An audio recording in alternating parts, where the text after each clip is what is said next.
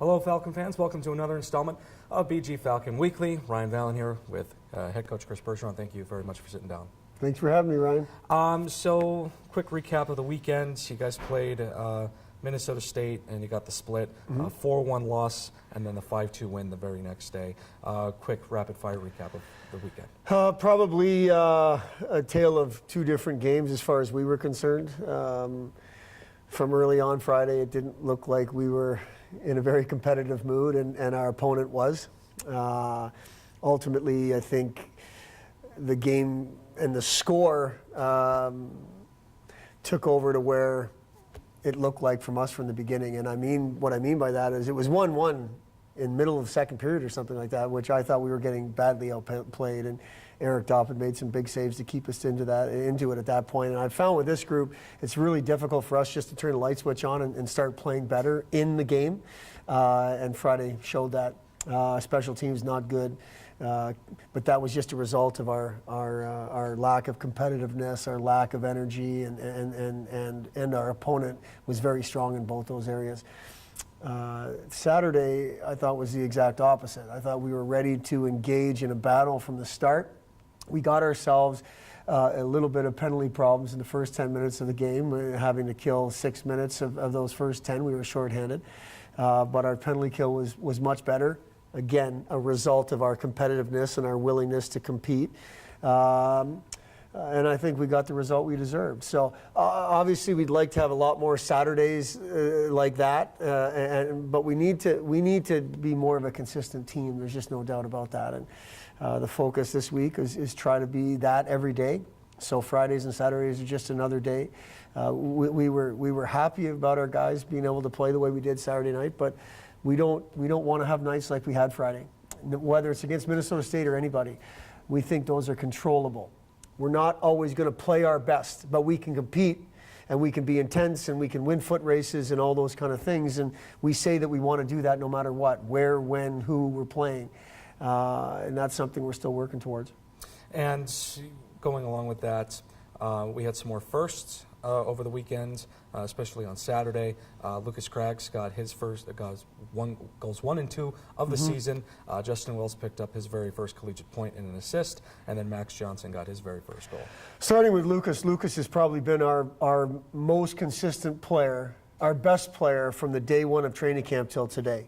Now, I think the last week has probably been his worst week. So it was just a matter of time till he got rewarded. He's been really good. Now the other two, when you've got 7 freshmen in the lineup and they're playing and power play and those kind of things, it's bound to they're bound to get those first goal, first assist, whatever. So I'm happy for all 3 of them. We needed Lucas, and we need Lucas to be involved on the score sheet, and he deserves it as well as he's played. And then to have those freshmen get there first, I'm happy for them. What can you speak to the goaltending aspect? Excuse me. Eric Dopp on Friday and then Ryan Bednard on Saturday. I think Eric has set the bar pretty high for himself, and I don't feel like he was as sharp as he's been. Like I just said before, the team in front of him wasn't very good.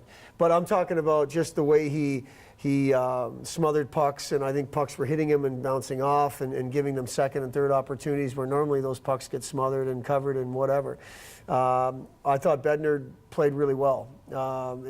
No bad goals. I mean, the 2 goals they scored kind of came bang, bang, and neither one were his fault. He made some really good saves all night long, but in particular at 4-2, he stopped Knutson twice. One was a breakaway, one was like a backdoor play where he had to slide across and make a huge save. And I'm happy for Ryan. I know this is what Ryan wants.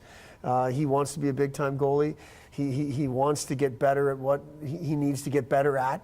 I really feel like we've got 2 number 1 guys, and that's a good place to be. They're still proving that, but we internally feel like that's what we have.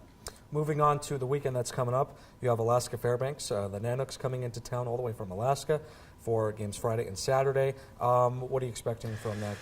Very difficult opponent. I think that they had a coaching change, and I don't feel like the coaches in the league or the media in the league felt that they were going to make much of an impact in the WCHA this year based on the rankings.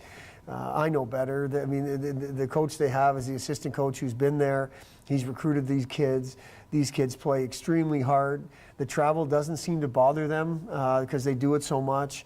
Their results to this point have been good. They've played good teams. They're coming off a sweep of their biggest rival in Anchorage this past weekend. It's another very difficult night in the CCHA. 2 nights in the the WCHA. Excuse me.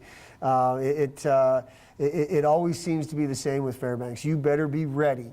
And if not, they're going to outcompete you, outwork you, and ultimately beat you. And we need to get more consistent with that, like I'm talking about, and we're gonna prepare that way. All right, thank you very much, Coach, for joining me, as well as you can catch the games on Friday and Saturday on the Falcon Radio Network. I, of course, will have you covered. And do not forget to follow BG Falcon Hockey on Twitter and Instagram with the handle @BG Falcon Hockey. Thank you very much, Coach. Thanks for having me.